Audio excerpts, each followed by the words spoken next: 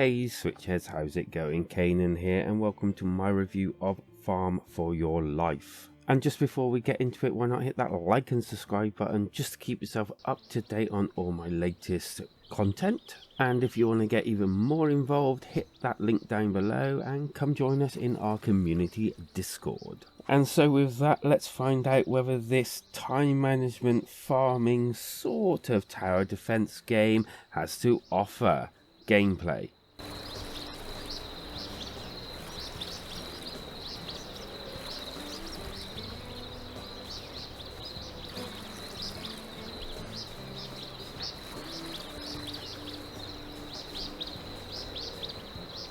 And so after a storm wipes out your town and results in a zombie apocalypse taking town members and your last member of your family, I think it's time to rebuild and survive.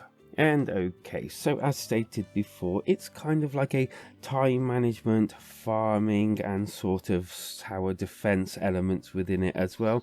There's kind of a lot here to actually break down, and that's exactly what I'm going to do. And with that in mind, I'm going to start with the farming. And it's kind of a normal farming type game. You have all these different tools for chopping down wood stumps so that you can gain wood, the hammer so you can gain bricks and stone, and a scythe so that you can actually harvest grass and anything else that needs harvesting with a scythe. And of course that all important spade so that you can dig a plot, sow seeds, then you need to fertilize it, water it. It's all how things grow. And eventually you can even get a cow to milk. How utterly good is that? And there's quite a few different things that you can actually, grow. Potatoes, corn, tomatoes, and even more things, cabbages and the like. And all of this is used to cook for the villagers and to get workers to do stuff for you. And when the shit hits the pan, you could even throw these at zombies, which does damage as well. I think next up we're going to go into cooking, which kind of organically links together really. So, like many other games, to do any cooking, you need a recipe. And you can buy these from the local vendor in exchange for an extortionate amount of goods. Blooming rip-off merchant. And once you've got the actual recipe, you need to learn how to cook it. And you can skip this, but it puts you into this silly little almost Fruit Ninja but with buttons game, which kind of doesn't make sense because it doesn't quite work properly, or at least it doesn't for me. You never know when to actually press the button for them to actually fall in the actual pot. It's just a bit silly, really. And why it's here, I really don't know. And then, once all this is over and done with, you can then cook the actual dishes for the actual survivors that come to your, diner, I suppose. And in exchange for your great foods, you get goods off them. And mostly all of these are the actual parts and things that you need to build up your actual town and also renovations. So it's kind of like a barter system, which is pretty cool. You even get to build other things like an apple juicer, and you can use the tree just outside the diner to pick apples and juice them for the actual customers.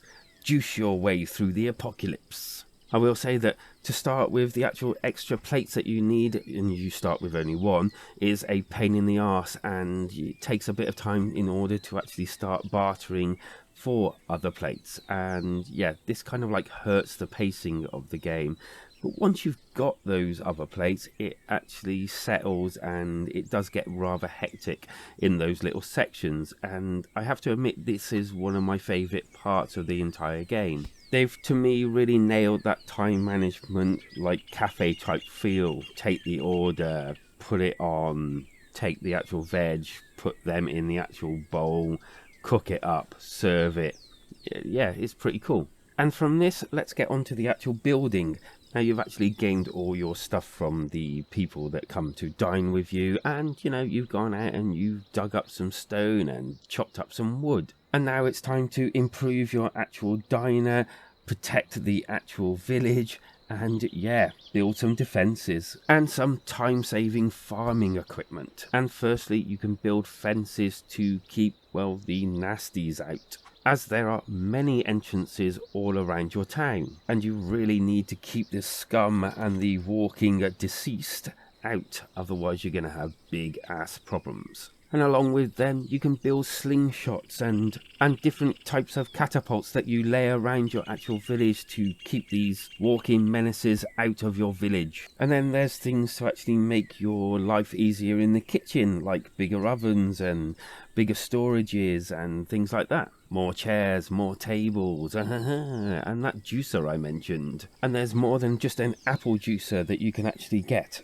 Not to mention a chicken coop, and also these tents that you can set up. And there's this guy that will then help you, like, farm your land, or even help you in the diner. It's your choice. But you have to feed him every once in a while as well, so, you know, it's not completely for free. And then we come to the tower defense side of the game.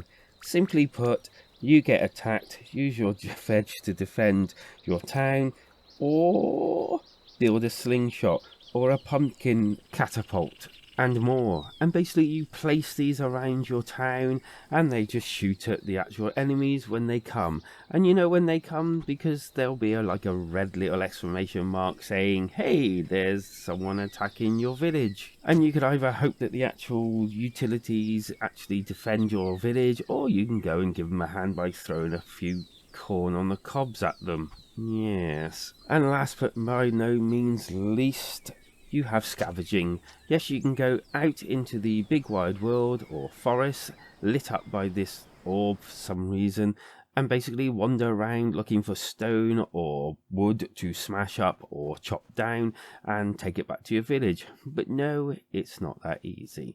Basically, you have these walking pain in the arses going around. You can only see them in the lit up areas, which, you know, you're more likely to run into them if you go round like in a speedy type way. So you have to be a little bit more slower and stealthier here, using the word stealthy very loosely. If you get caught by any of the walking shamblers, then, well, weirdly enough, they don't kill you. They kind of just shake you, confuse you until you lose half your goods. And then you can either go back to your village or try to avoid more of the Z's and try and pick up more wood and stone, bearing in mind that you only get to keep what you've collected and make it back to the village with. So there's kind of like a risk-reward type feeling to it here. And with all of this, the actual gameplay has like a pause, speed up, and kind of like a play button.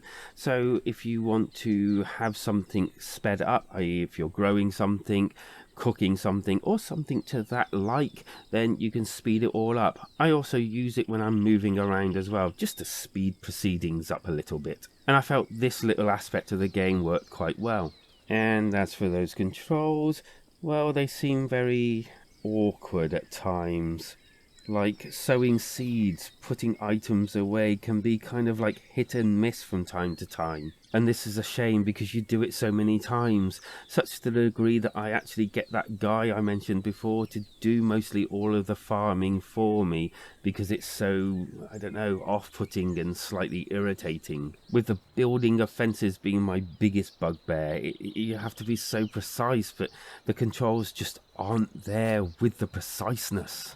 And the mini games, I'm just at a loss for that. The AI doesn't seem like the brightest spark in the actual book either. They sometimes like just will wander somewhere with a crate of apples and just basically just keep walking and walking and walking and not go anywhere because they've walked into the area where the actual water is and you can't cross there, and they'll just be stuck there for a while until something sparks and they wander off in the other direction. And then there's this glass that for some reason got stuck here and I can't pick it up or anything. It just won't let me like grab it, pick it up or anything. I don't know what to do with it apart from just to leave it there and hope it really doesn't interfere with the rest of the game. Graphically, it's very cartoony, I suppose. It's okay. I mean, literally, it's just okay. There's nothing really much else to say about it. I have noticed, like I said, things getting stuck here and there.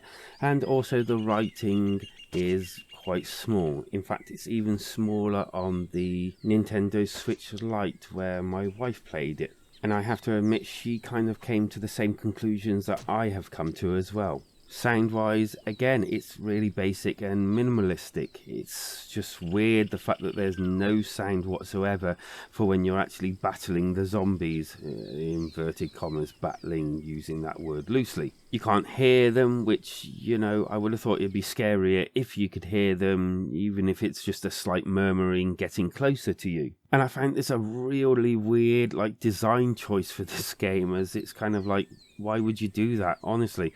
Why not have a little bit of sound? But it just feels really off. There are like sounds of birds tweeting, you know, at daytime and things like that, and you're walking around, and basic other sounds, but that's about it. It's just barren of sound mostly all the time. The good. Some of the mechanics are actually quite good, like the cooking side of it's actually quite proficient. And I suppose if you link everything together, you've always pretty well got something to do. The bad. Those controls definitely need tightening up, and the collision on things definitely need to be worked on, as well as the AI, which is just ridiculous. And please add some sound to, well, the sound. Add some sound, please. If you're going to give a game like zombies and horror elements, don't take the actual thing that make the zombie elements really scary out. It's just a weird decision. The game does have a story and an endless mode, but the story kind of like just doesn't really do anything apart from the very beginning, so it's kind of like just a endless mode anyway, or at least that's how it seemed to me. The score. I rate games out of 5, and basically also whether they're going to make it up onto the prestigious Wall of Fame, or maybe a bag of crap and you shouldn't ever buy them on the Wall of Shame, or maybe somewhere in the middle on the OK spectrum. And it's all taken from my own opinions. And Farm for Your Life is going to get from me a 3 out of 5. A average game that tries to do too much and doesn't really excel in any of it. What a great idea, but unfortunately just folds a little under its own weight and expectations. And as for my alternative, well, I'm going to go for none other than Atomy Crops. It's a kind of like apocalyptic kind of growing your own crops and the like, which are mutated, and also kind of like mixes in some twin stick shootery defending your actual crops and the like type gameplay as well. It does get a little bit repetitive after a while, but I did enjoy it, and yeah, it's well worth picking up, maybe instead of or as well as this one. And so with that, leave your comments down below, let us know what you're actually thinking about Farm for Your Life, as that's where they belong, and maybe hit that like and subscribe button to keep up to date with all my latest content. Also consider hitting that link down below and coming to our community Discord. We're all a lovely bunch of people, and hey, if you want to get involved a little bit more, there's a place to start. Because life is better when we switch together.